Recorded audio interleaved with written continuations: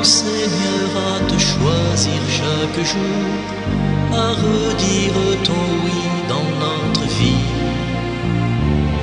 Apprends-nous à vaincre nos peurs pour chanter ici ou ailleurs. Nous l'avons vu, nous l'avons entendu.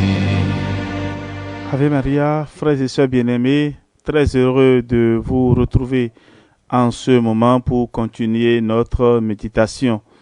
Il nous reste encore à parler de ce qu'il faut demander dans la prière. Et je suis très confiant dans le Seigneur que vous jouissez d'une bonne santé et que là où vous êtes en ce moment, vous êtes prêts pour accueillir ces enseignements. Aujourd'hui, nous allons parler dans la suite de ce que nous avions dit hier. Nous allons parler de la piété. Hier, nous sommes arrêtés sur la fraternité. Alors, qu'est-ce qu'il faut demander dans la prière? Donc, il faut demander aussi le don de la piété. Oui, la piété, c'est l'obéissance, l'attachement à Dieu. C'est l'expression d'une juste relation avec Dieu, l'expression de l'amour et de la reconnaissance de l'homme envers Dieu. La piété est la réponse de l'homme à l'amour de Dieu. Le vrai but de la doctrine est de conduire à une piété saine. La vraie piété, c'est le Christ. La piété ne peut se résumer à une pratique rituelle extérieure. Notre piété ne doit pas être un moyen d'obtenir des biens, mais elle doit plutôt s'accompagner du contentement. Alors la piété dépend totalement du Seigneur auquel je dois m'attacher comme le sarment au cep. Sa divine nous a donné tout ce qui contribue à la vie et à la piété. 2 Pierre 1:3. Alors, frères et sœurs, nous sommes invités à demander donc la piété dans nos prières. Nous avons aussi la puissance de Dieu. Nous pouvons demander aussi la puissance de Dieu dans la prière. Dieu est le Tout-Puissant et malheureusement, nous sommes dans un monde où l'être humain se croit de plus en plus puissant.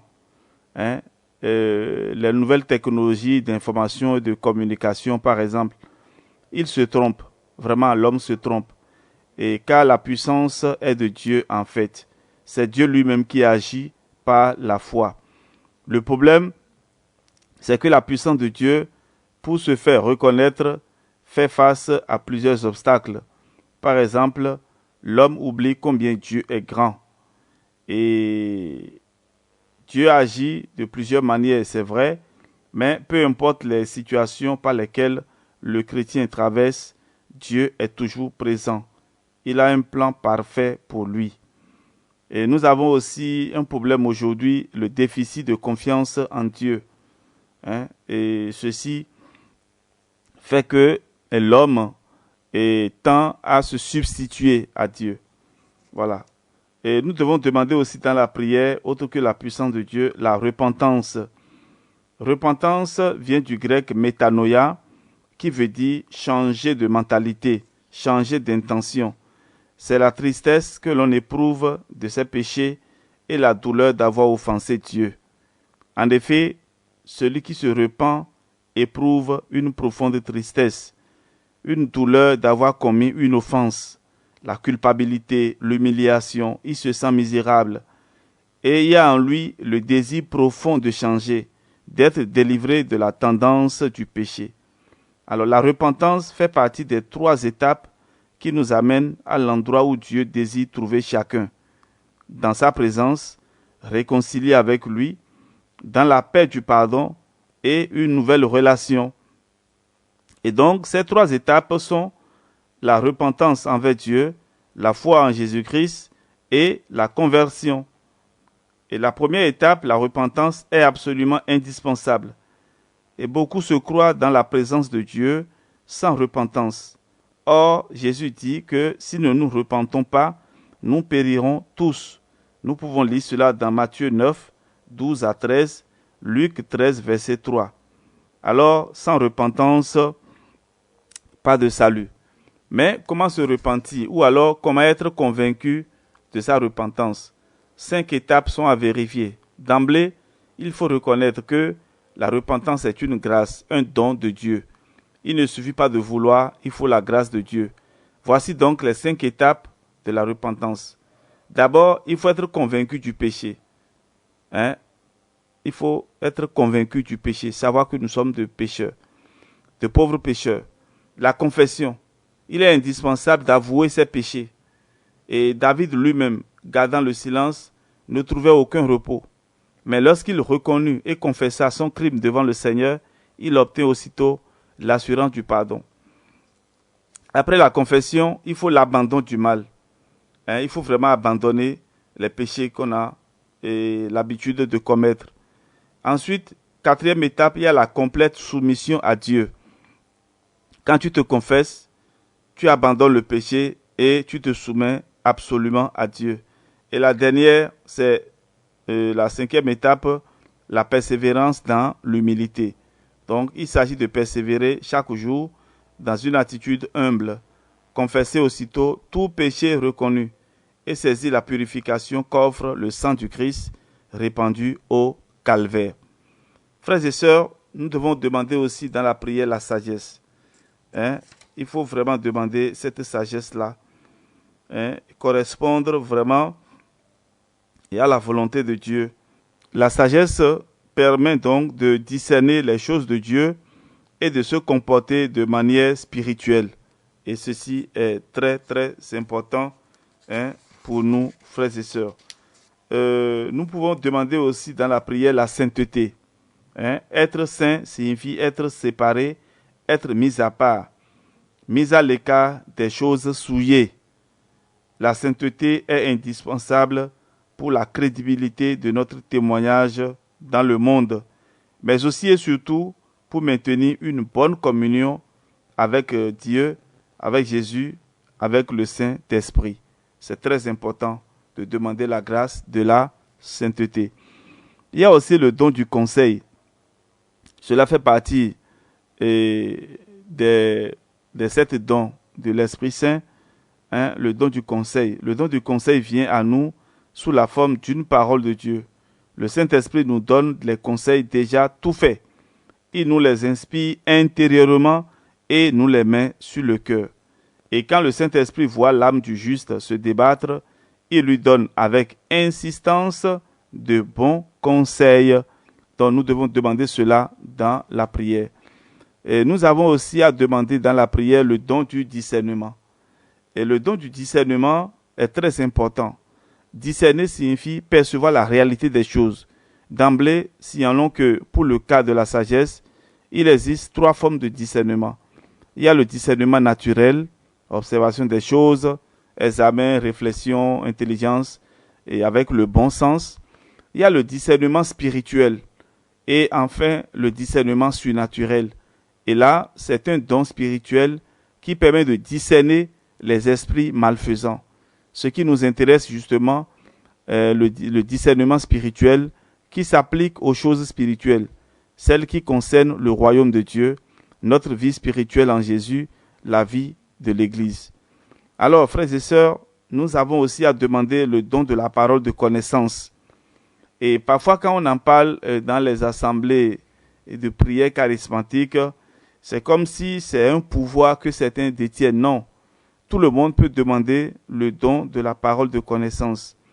Et le don de la parole de connaissance est une révélation partielle de ce que Dieu connaît. C'est lorsque Dieu communique surnaturellement par le Saint-Esprit à notre perception naturelle ce qu'il connaît d'une personne, d'une situation, d'une chose ou d'un fait caché. Et par exemple, dans 1 Samuel chapitre 10, Saül, fils de Kis, fut désigné roi. On le chercha, mais on ne le trouva pas. Donc Dieu savait où se cachait Saül et il a révélé au prophète Samuel. Donc le don de la parole de connaissance. Nous avons aussi le don de la parole de sagesse. Voilà, savoir dire de bonnes paroles à quelqu'un en difficulté. Nous pouvons demander aussi le don du discernement des esprits. Il est aussi accordé par le Saint-Esprit. Il permet d'identifier l'auteur d'une manifestation surnaturelle ou de connaître la nature de l'esprit qui inspire, anime, agite ou tourmente une personne. Vous voyez, aujourd'hui, il y a beaucoup de problèmes psychologiques et parfois on a tendance à penser que cela vient du diable, mais lorsqu'on creuse bien, là il faut le discernement des esprits, et on creuse bien, on se rend compte que, au fait, c'est un problème psychologique. Et beaucoup de nos chrétiens souffrent de ces problèmes aujourd'hui. Dans la prière, nous pouvons demander aussi le don de la foi. À ne pas confondre avec la foi, le don de la foi qui est la communication de l'autorité de Dieu par l'Esprit de Dieu à un moment précis et dans une circonstance particulière. Donc le don de foi. Celui qui la possède parle avec autorité, sans douter, car son attitude lui est communiquée par Dieu lui-même. Il y a aussi le don des guérisons. Frères et sœurs, la guérison est un bienfait dont le but est de secourir, de consoler, de restaurer ceux qui sont éprouvés par la maladie, en montrant aux hommes que celui qui les guérit est aussi celui qui pardonne leurs péchés et les sauve. C'est un pouvoir que le Saint-Esprit donne, c'est-à-dire l'autorité et la puissance pour accomplir ses œuvres. C'est très important. Dans nos prières, demandons au Seigneur le don des guérisons et de la restauration des cœurs brisés. Il y a aussi le don des miracles qu'on peut demander aussi dans la prière. Les miracles sont des actes de puissance, des prodiges et des signes. Et dans la Bible, les miracles sont des interventions surnaturelles de Dieu qui apportent la révélation de sa présence, de sa puissance et de sa gloire. Et à Canaan, Jésus changea l'eau en vin. Il est alors écrit, il manifesta sa gloire et ses disciples crurent en lui. Et donc, nous pouvons demander aussi cela, que Dieu agisse puissamment dans notre vie ou dans la vie de nos frères et sœurs en difficulté. Il y a aussi le don de prophétie qu'on peut demander. Et d'une manière générale, prophétiser, c'est transmettre un message reçu de Dieu.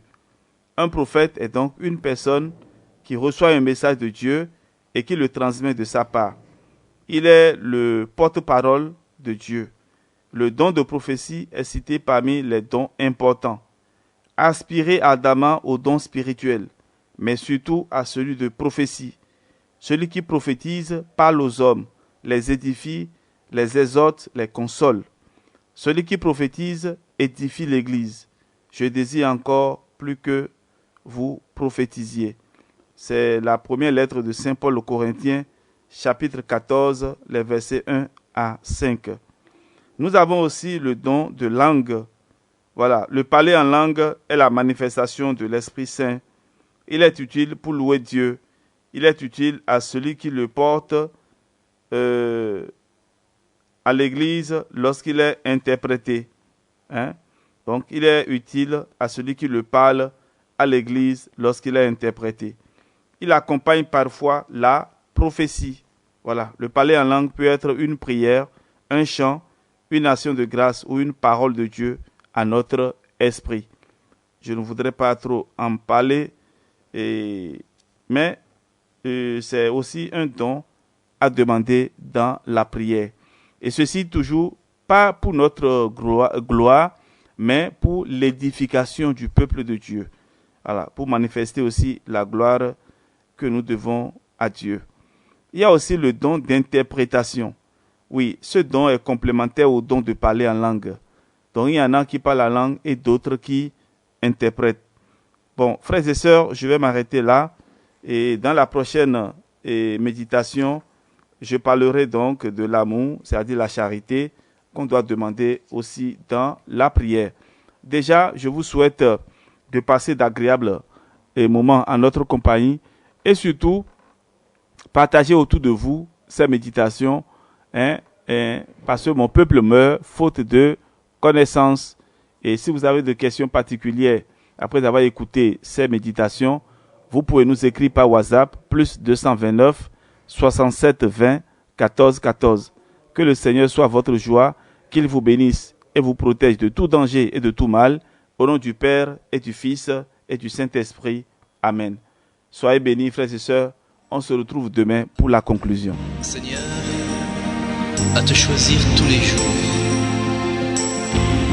à redire ton oui en chacun de nos actes.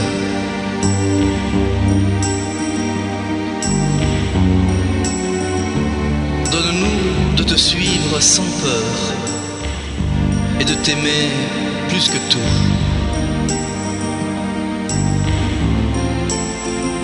Rends-nous frères, toi qui nous as rassemblés.